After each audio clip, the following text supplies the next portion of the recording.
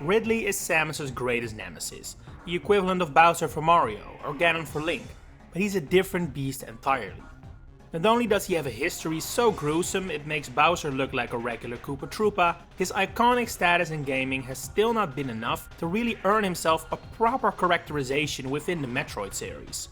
Now, Ridley isn't the only figure in the franchise to suffer from that, but after seeing and loving what Dread did with Ravenbeak, arguably the first villain in the entire Metroid series that truly has a personality, I am of the opinion Ridley deserves the same. He's only an icon of the series after all.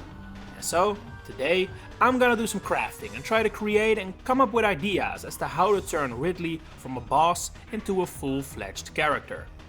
Don't get me wrong though, this video is not intended to bash on how Ridley has been portrayed in the series so far. In fact, why don't we start there and build off what has already been established about our favorite space dragon. Throughout like 90% of his in-game appearances, Ridley is portrayed as a killing machine, a ferocious animal, albeit one with powerful abilities but not necessarily more intelligent than one. In fact, based on some titles, you'd even wonder whether he is capable of more complex thoughts than kill. While that is a question we can't definitively answer, we do get glimpses here and there that show us that there's more going on inside his head than his design would suggest. In Zero Mission, we see him quietly sitting and waiting inside his spaceship, almost like a soldier who's about to be dropped into a combat zone. Whether he's mentally preparing or just chilling, we don't know, but it does at least feel like he's in charge, like the commander of the space pirates he still is on paper. In Super Metroid, he has set up a trap for Samus using the baby Metroid, showing a certain level of cunningness and trickery. Scans in the Metroid Prime trilogy show his sadistic side, and Prime 3 has him attacking Samus while she's weak in her Morph Ball state. A lot of groundwork for Ridley's personality and lore was laid in, unfortunately, other end, meaning it fell victim to the middling quality and reception of the game, to the point where questions can now be raised on whether it's even canon. If we assume it is though, it does tell us a lot about who Ridley is, both as a literal species as well as his personality, which is apparently genetically as cunning and ruthless as we've come to know it, seeing his little birdie showcases this behavior as well. The same applies to his hatred for Samus, which seems like it's almost a part of his DNA in that game. The true treasure trove of Ridley's personality can be found in the Metroid manga. Most importantly, he talks here, which he has never even remotely done in the games, although he must be able to communicate with his subordinates in some way. He is depicted here as even more cruel, heartless and sadistic as in the games, as well as arrogant and sarcastic. He also shows restraint and the capability of rational behavior, for example when he decides to withdraw during the raid on K2L. Point being, there is quite a large gap between manga Ridley and game Ridley, and while completely closing it would be impossible without turning Metroid into a visual novel, I do think more can be done than has currently been the case. There are several key problems in the portrayal of Ridley in the games that I believe can be fixed without having to hire a voice actor, with the first being, well, his literal portrayal. Like I outlined before, the majority of Ridley's appearances have made him behave more like a wild beast and less like a character, which is really unnecessary in my opinion. Dark Samus has never spoken a single word, but we know thanks to scans and just a general story of Metroid Prime 2 and 3 that she is constantly scheming and working on her master plan behind the scenes. Ridley is supposed to be a space pirate commander, but we never see him command anything. We barely even see him alongside his supposed subordinates in the first place. He currently feels more like a super weapon being used by the space pirates than an active cog in their wheel, and that's definitely something that can change. Manga Ridley taunts Samus on several occasions, for example. I see no reason why game Ridley couldn't do the same.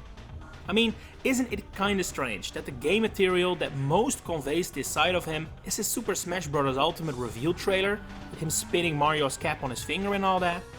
It's a shame we don't see that side of him in the actual Metroid series. Another related idea I had that could kinda tie together the several differing portrayals we've had so far is by having it made canon that Ridley consciously makes the decision to act like he's a monster as an intimidation tactic. He'll kill two birds in one stone, building up his intelligence while also explaining why he sometimes appears to have none. Another area where Ridley could really use a boost or two is his motivation. we have literally no clue why Ridley does what he does, and that further strengthens the idea that he's some animal who does it all out of instinct. So in order to shake off that image, it's important we finally find out what drives him. And don't get me wrong, that doesn't have to be something remotely noble or grand, like introducing some soppy backstory or plans to take over the galaxy. It can be as simple as financial gain, or really just because he's such a sadistic master he enjoys the thrill of his job.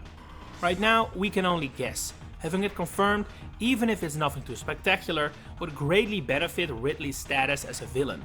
Throw in a few scans in Prime 4 or something, we don't need to hear it from the dragon's mouth per se. But what he needs most of all is consistency and the spotlight. I mean, there are more versions of Ridley as games in the core series, it's maybe gone a little too far. You've got your normal Ridley, Meta Ridley, Omega Ridley, Proteus Ridley, Clone Ridley and Neo Ridley, and while I'd love to go into the details of these boys another time, the fact of the matter is that it's confusing. What Ridley needs most of all to make all these questions disappear like snow in the sun is a game with a bit of a story, where he is the main antagonist. While his role within the Space Pirate organization has changed from game to game, he has always just been a member, never the true top dog. I'd very much like to see what Ridley would do if he was in control, and no longer just following orders. Now there is one teensy tiny problem. He is canonically dead, and has been for a while now. But he has also shown to be capable of regeneration, so if the desire is truly there, I wouldn't say it's impossible for Ridley to once again take the spotlight, fully restored.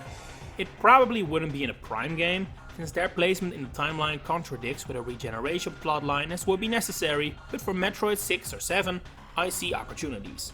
They could explain it away by saying oneself Ridley remained, and managed to restore himself over the course of a certain amount of years, I don't know. That said, series director Sakamoto has said the 2D series is done with Metroids, as in the creatures, not the title, which suggests he wants to take the franchise into a new direction. And whether that angle leaves room for an old classic to return is a question only he can answer.